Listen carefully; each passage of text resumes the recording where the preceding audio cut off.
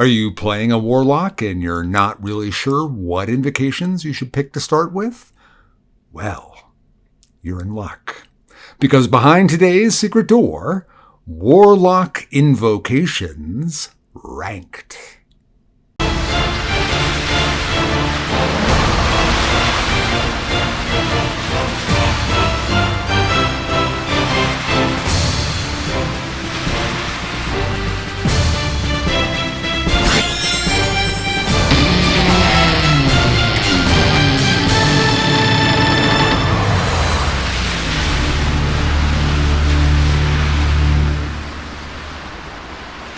So behind today's secret door, Warlock Invocations Ranked. This is Secret Door, a channel devoted to in-depth discussion about Dungeons and Dragons, and my name is Matt Morich. I have started a Patreon. If you're interested in supporting the channel, your help would be greatly appreciated and much needed. And many thanks to Marcelo, Doug, and Jamie for your support. The link will be in the pinned comment and in the description. Now, you could look at this video cynically and say I'm doing this just because it's a top whatever list, and people love top whatever lists. Well, maybe I'm giving you a little bit of what you might want, but really I think it's actually a pretty important video for a lot of players out there because the one-level Warlock dip is still very much alive. Now, granted, if you're going to do a one-level Warlock dip, you probably know what invocation you're taking anyway. But sometimes people might even want to dip into 2, and that's where things get a little bit more interesting. So I thought giving a starting idea of what the starting invocations are, how powerful they are in relationship to one another, might be actually pretty important and pretty valuable. So with that in mind, let me just explain my thinking as I go through this ranking here. I am going to list them in order, but I'm also going to give you a tier that the invocation would fall in.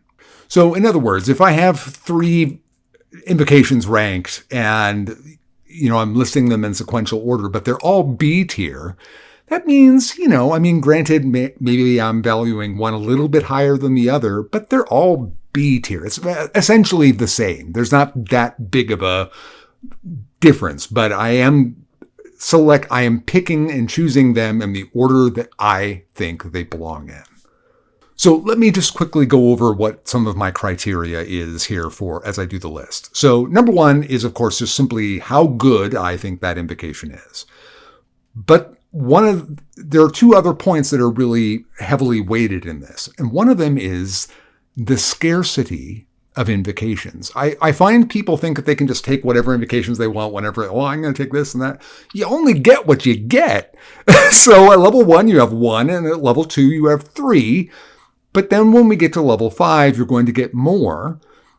But you're also going to have those level 5 invocations competing with it. So there are going to be invocations that I rank rather low on this list for this reason, because I could not justify taking them at levels 1 and 2. But I will list those as maybe nice luxury picks that you could take much later. But at that point, they are truly just luxury picks, but they're things that I think would be fun or useful. Or, obviously, in my mind, it has to be at least useful. But if it provides a lot of fun, that's important too. We are playing a game for fun, after all. The last point of criteria is the invocation one that you need to be taking for an enormous amount of build types? That's a really incredibly important thing. And it's important both for the straight Warlock and for the one-level dip Warlock, because they're probably wanting to get one of those real primary spine ideas for their character in a one-level dip or maybe a two-level dip. All right, so with the list, there are 14, and first of all, these are only going to be Player Handbook, 2024 Player's Handbook Invocations. There are 14 that are level 1 and 2, so let's start. So at 14, and this is B tier, and this is another important point to make really quickly, B tier. I'm starting here at B tier. This is where I think they did a very good job with these invocations in that all of them are playable. They're all useful. So just because this one is coming in at number 14 and all the ones that are coming in after it, It doesn't mean that they absolutely stink or anything to that effect. It's simply that based on the criteria that I mentioned before, this is where they fall in my estimation. So at number 14, in B tier, we have Otherworldly Leap. Now, jump is one of those things. It's actually kind of interesting to me. Based on the criteria, though, that I talked about before, you're not going to multi-class for it, and you're not going to be grabbing this at levels 1 and 2. Is it a nice luxury pick later? No, because by that point, by levels 7 or 8 or whatever, where luxury picks begin to become possible for a Warlock, you can do better than jump, most likely. I mean, your subclass may give you something better than jump. So, and there's no point where it's just useful for a little while, based on what it would be competing with. So at 14, Otherworldly Leap. And at number 13, we have Armor of Shadows. Now, again, B tier. All these, B tier. Mage Armor, I mean, if you had the room, if you had one extra invocation at level 2, I would consider taking Armor of Shadows, because that extra little bit to AC, yeah, I mean, you need defense if you can grab it, so I sure would consider it then. But the fact of the matter is, you don't have 4, you have 3. So again, in judging with scarcity of invocations, by the time I would consider taking it at level 5, maybe level 7, most likely, you've probably already got magic light armor, so who needs that? So while I like the idea of it a lot, I don't find that you can actually afford to take it. And at number 12, I have, and this one kind of hurts my heart a bit, Misty Visions. This is the one that gives you the ability to cast Silent Image. Now, I happen to love illusion spells. I love them. And Silent Image is a good one. But most DMs, I don't want to say most, but so many DMs out there don't play very nice with illusions. And again, with scarcity and all that type of thing, it's got the same exact problem. You can't afford to take it earlier. Could Silent Image be, though, a luxury pick later?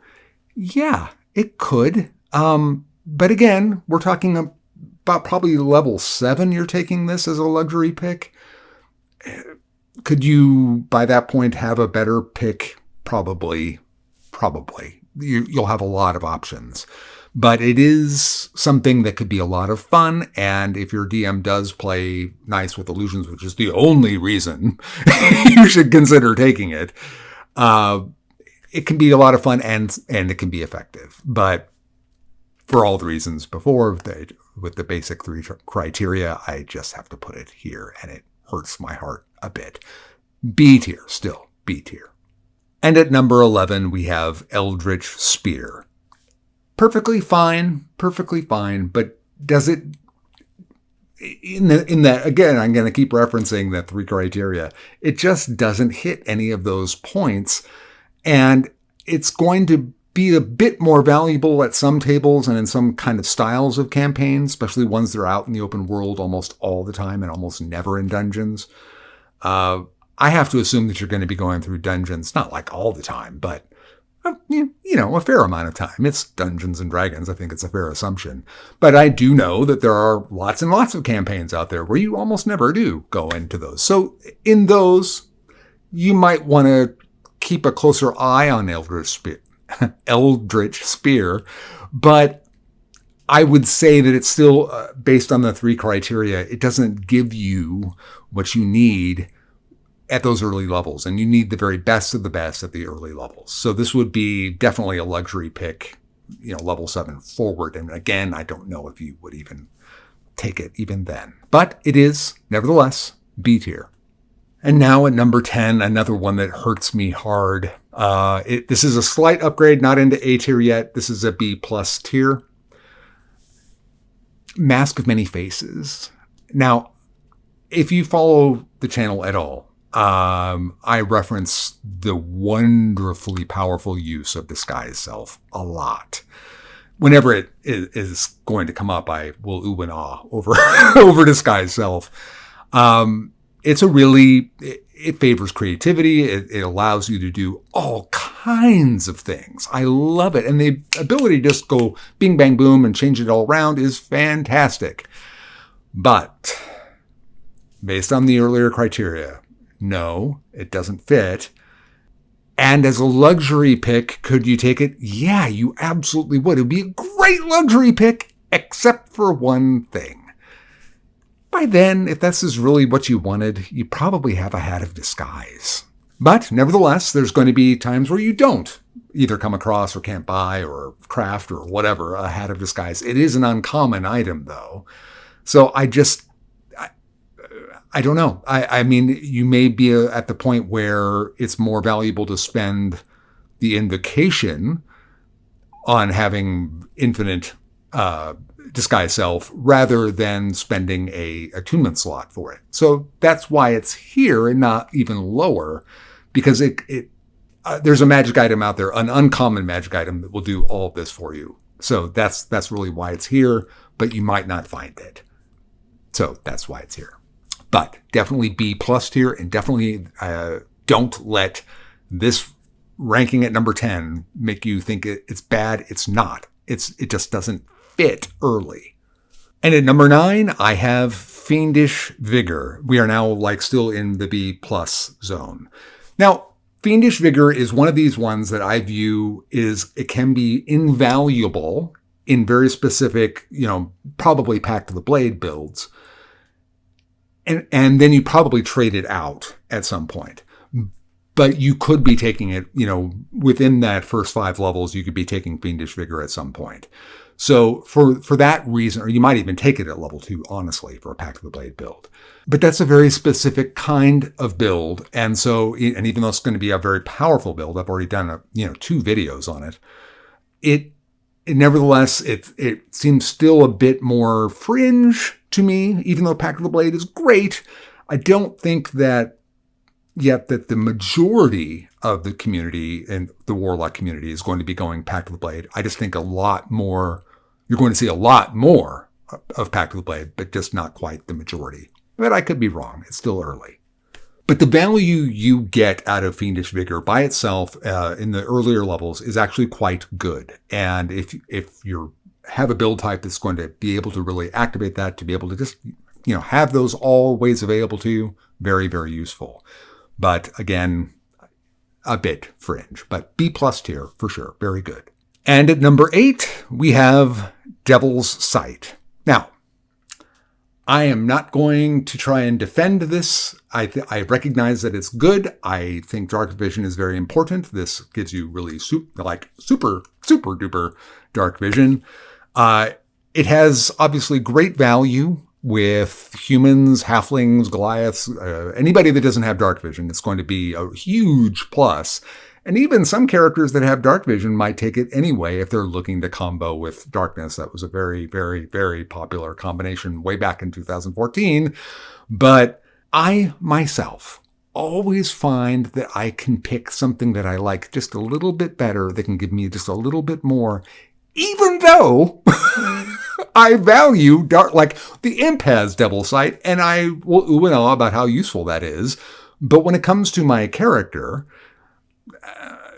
I'm always going to, it's not that I don't recognize that it's weird, I guess, is what I'm trying to say, because I recognize its value. But would I take it early? No, definitely not.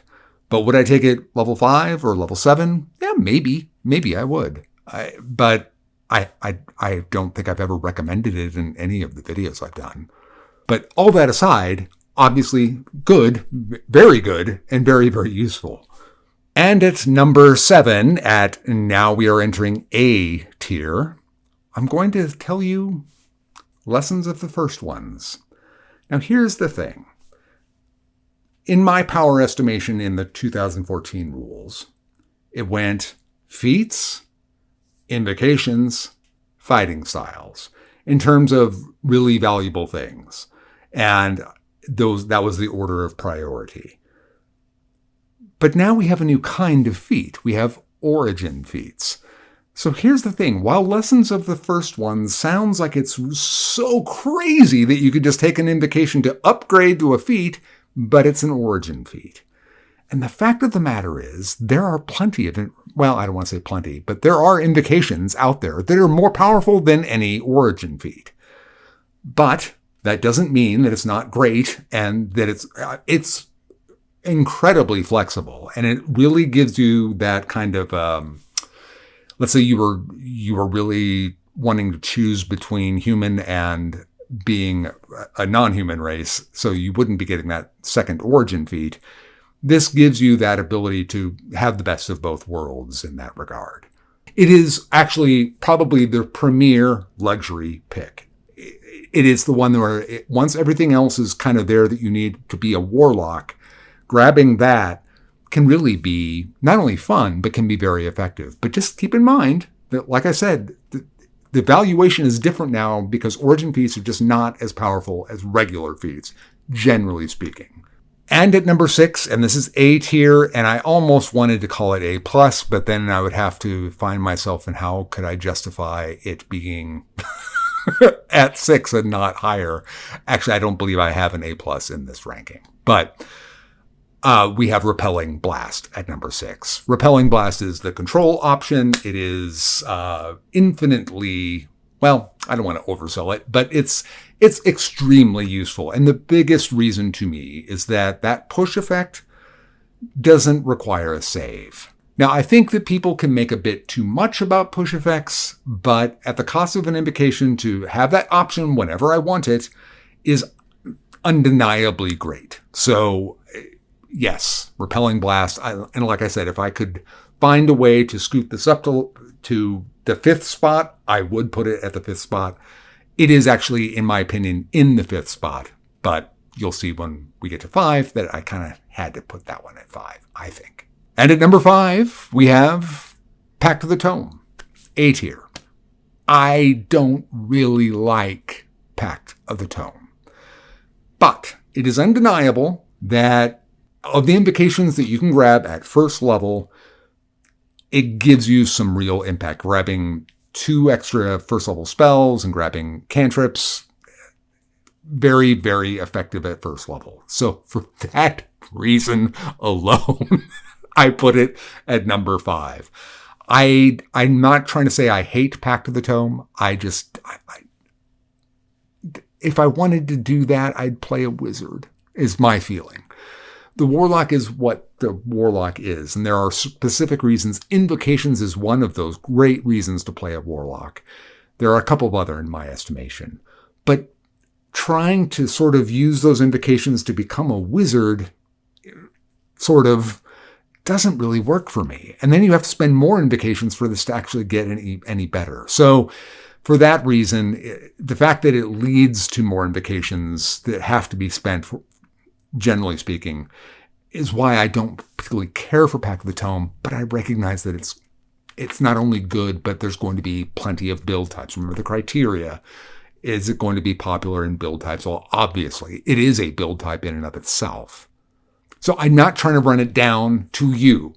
I'm just trying to explain that I don't particularly love it. And at number 4, we have Eldritch Mind. Now, I love this invocation. I love it so much, in fact, that it's a must take, in my opinion. The only reason it's not at number 3 is that not every Warlock, and there's going to be a fair amount, I guess, that don't really need concentration spells. There are going to be enough Warlock builds out there that aren't going to be focused on concentration, or that they need to defend concentration enough to warrant spending an invocation on it.